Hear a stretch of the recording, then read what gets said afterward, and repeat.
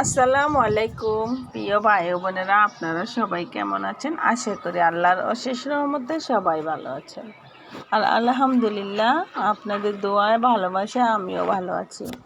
তো আমার আপুরা ভাইয়ারা, আজকে একটি মাথা নষ্ট করার মতো রেসিপি নিয়ে আসলাম। তো আজকের রেসিপি আমার হলো বাইং মাছ ভুনা করব। আর এটা হলো তারা বাইং। তো আমি এটা হলো আমরা বলি আর কি তারা বাইং। তা তারা বাইং আমি বুনা করব পেঁয়াজ দিয়ে আর কি। তাই আমি ভিডিও শুরুতে একটা কথা বলি, আমার ভিডিও যদি আমার আপুদের ভাইয়াদের ভালো লাগে একটা লাইক দিতে বলবেন না প্লিজ। সম্পূর্ণ ভিডিও দেখে কিন্তু একটা লাইক করে যাবেন। আর আমার রান্নাগুলো কেমন হয়েছে অবশ্যই কমেন্টস করে জানাবেন। ভিডিও শুরু থেকে বলে নিলাম আপুরা। তো এখানে আমি দিচ্ছি হলুদ, মরিচ, লবণ দিয়ে তেলের ভিতরে মাছগুলো একটু ভাজি করে নিতেছি। আর যেহেতু বাইং মাছটা বুনা করলে ডাইরেক্টলি বসায় দেয় অনেকে, পেঁয়াজ তেলে ভাজা ডাইরেক্ট মাছটা, কাঁচা মাছটা ডাইরেক্ট বসায় দেয়। তো আমি আবার এই কাজটা করি না। আমি যখন মাছ বুনা করি তখন আবার মাছ এভাবে সুন্দর করে ভাজা নেই। তো আপনারা যখন দেখবেন মাছ ভাজা বুনা করেন ওইটার টেস্টিটা কিন্তু আলাদা হয়।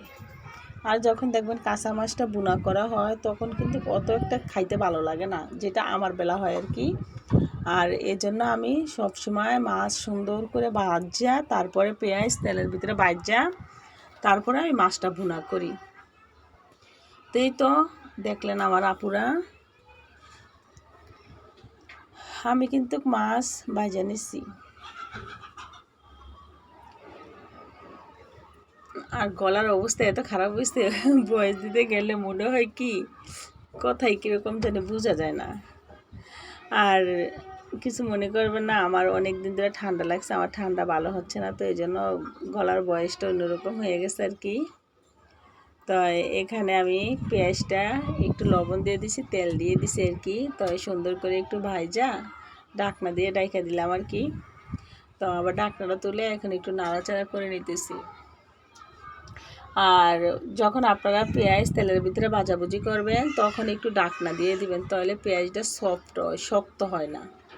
দেখবেন অনেক সময় যদি তেলের ভিতরে শুধু পেঁয়াজ ভাজতেই থাকেন, ঢাকনা না দেন, তখন দেখবেন কি পেঁয়াজটা শক্ত হয়ে যায়। আর এখন দেখবেন আমার পেঁয়াজটা একদম নরম সফট হয়।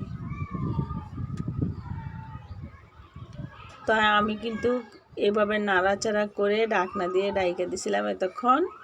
এখন তুলে নিলাম, এখানে আমি টমেটো দিয়ে দিছি। আর অসম্ভব মজা, অসম্ভব টেস্টি লাগে আমি যেভাবে মাছটা বুনা করতেছি। আপনারা লাস্ট পর্যন্ত দেখবেন, তাহলে বুঝতে পারবেন আমার মাছের কালারটা কত সুন্দর আসছে। আর আমি সবসময়, আমার অনেক আপুরা ভাইয়ারা বলে আমি আরও ভালো ভালো কিছু রান্না দিতাম। আর আসলে আমার মানে দুপুরে রান্না টান্না করে বাচ্চাদেরকে নিয়ে মাদ্রাসা স্কুলে যাইয়া ওদের পড়াশোনা করায় সব কিছু মিলাইয়া না আমি বিকালবেলা এরকম কোনো নাস্তা তৈরি করি না বাসায়। আর যদি আমি বিকালবেলা কোনো নাস্তা পানি তৈরি করতাম বাসায়, অবশ্যই আমি ভিডিও দিতাম। আর আমার বেশিরভাগ নাস্তাটা দেখা গেছে বাহিরের থেকে বনরুটি, তারপরে পাউরুটি, এরপরে বিস্কিট, ফল টল, এগুলো আমি বাহিরের থেকে আনি। বিকালবেলা বাচ্চারা ওইগুলাই খায়। আবার আমার ছেলে মেয়েগুলো বেশিরভাগই নাস্তা খাইতে চায় না। তো এই জন্য আমি কোনো স্পেশালভাবে বিকালে আমার কোনো নাস্তা বানানো হয় না। যদি আমার বিকালে কোনো নাস্তা বানানো হতো তাহলে তো অবশ্যই আমি ভিডিও দিতাম। তা আমার একটা ভাইয়া লিখছে, আপু নতুন কিছু ভিডিওতে দিবেন যেহেতু আমরা শিখতে পারি। তো ভাইয়া আমি তো এরকম স্পেশাল কিছু রান্না করি না, এই জন্য আমি দিতে পারি না ভাইয়া। আমি সবসময় মাছ ভাত, ডাল ভাত যা রান্না করি এগুলোই আমি ভিডিও করি আর কি। আর যদি ভাইয়া কখনো স্পেশাল কিছু বাসায় তৈরি করি অথবা রান্না করি অবশ্যই আমি ভিডিও দিব। তারপরও চেষ্টা করি সবসময় আপনাদের কাছে নতুন কিছু দেখানোর জন্য।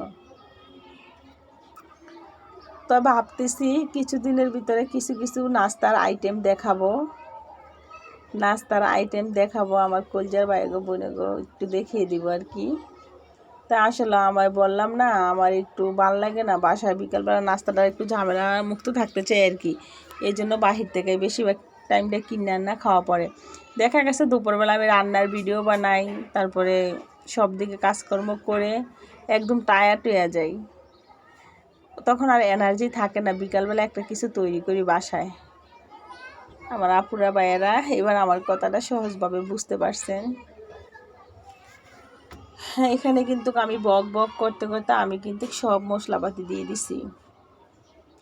এখানে কিন্তু আমি দিছি আদা রসুন বাটা, জিরা বাটা, তারপরে লবণ, তারপরে হলুদ, মরিচ, ধনিয়ার গুঁড়া, কাঁচামরিচ।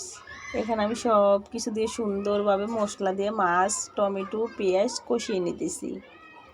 তা আমি কিন্তু একদম মুখে মুখে বইলা দিলাম কি দিছি। তা আমার আপুরা ভাইয়ারা, আশা করি আমার কথাগুলো আমার আপুরা ভাইয়ারা বুঝতে পারছেন। আর এই পাতিলাটা না রান্না করলে সবসময় অনেক নড়াচড়া করে, আমার কাছে এত বিরক্ত লাগে। এখন একটু বেঁচে গেলাম এই পাতিলাতে রান্না করার জন্য আর কি। তো আমি এই ভিডিওটা কিছুদিন আগেই করেছিলাম, তো এই ভিডিওটাই এখন ছাড়লাম আর কি।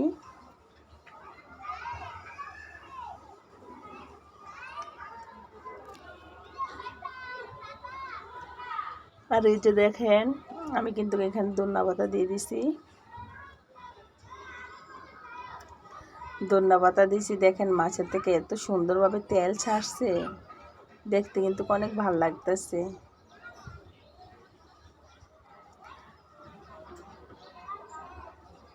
আর ধনিয়া পাতা দিয়ে আজকে আমি মিস্টেক করে ফেলাইছি, ধনিয়া পাতা দিয়ে তারপরে আমি এখানে ঝোল দিছি আর কি।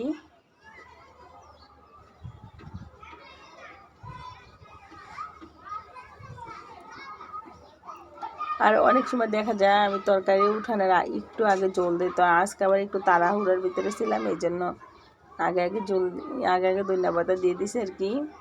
আর জানেন না, যেই টাইমটা আমি ভিডিও বানাই মুসার মাদ্রাসা থাকে, ওই টাইমটা আমার খুব তাড়াহুড়া থাকে, তো এত তাড়াহুড়া করতে হয়।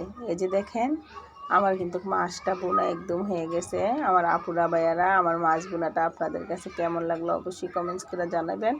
আমার আপুরা, দোয়া করি আপনারা সব সময় ভালো থাকেন, সুস্থ থাকেন। আপনাদের জন্য অনেক অনেক দোয়া, অনেক অনেক ভালোবাসা রইল। আর যারা আমার চ্যানেলে নতুন আসতেছেন থাকবেন, ইনশাল্লাহ চ্যানেলটাকে সাবস্ক্রাইব করে বোনের পাশে থেকে যাবেন।